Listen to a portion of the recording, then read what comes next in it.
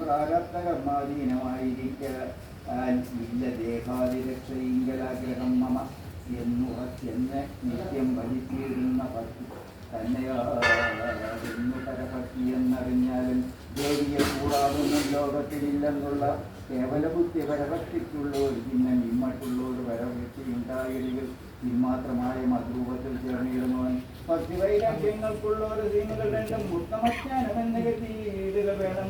ഭക്തിയുണ്ടായിട്ടും അജ്ഞാനം പ്രാരബ്ധവങ്ങൾ സൃഷ്ടിക്കാത്തവൻ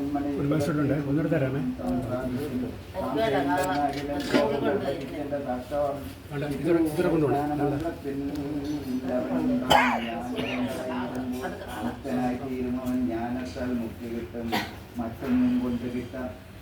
ഹൃദയഗതി പ്രത്യാഗാത്മാവായ സബിൽ പരമജ്ഞാനിമാർക്ക് ഹിംസവസിക്കുന്നു.